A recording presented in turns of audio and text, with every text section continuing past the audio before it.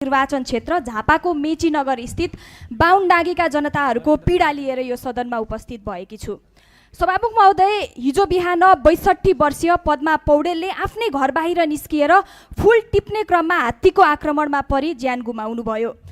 उहाँप्रति हार्दिक श्रद्धाञ्जली अर्पण गर्दै शोक सन्तप्त परिवारमा गहिरो समवेदना व्यक्त गर्न चाहन्छु।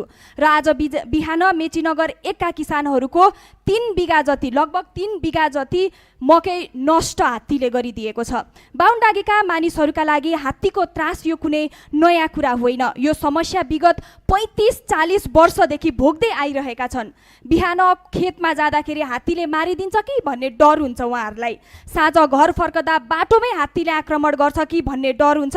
त्यति मात्रै होइन, राति सुतेकै ठाउँमा हात्ती आएर घर भत्काएर सुतेकै ठाउँमा आक्रमण गरेर परिवारलाई एउटै चिहान बनाइदिन्छ कि भन्दै दैनिकी बितिरहेको हुन्छ।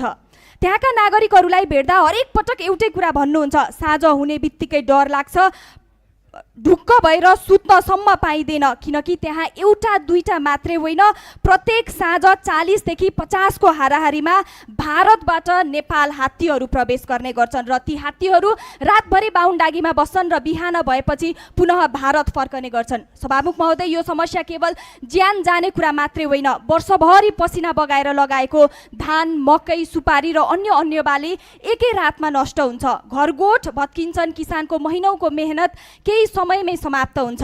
आजको दिनसम्म पनि मेरा बाहुनडाँगी वासीहरूले राज्य भएको महसुस गर्न पाएका छैनन्। त्यसैले म सभामुख मार्फत सरकारलाई 4 वटा कुरा माग राख्न चाहन्छु। पहिलो नम्बरमा बाहुनडाँगीलाई हात्तीको चरण क्षेत्र बनाएर 2 नम्बरी धन्दा गर्न पल्किएका व्यक्तिहरूलाई तुरुन्त कारबाही गरियोस् र चरण क्षेत्र बनाउनका लागि खोलिएका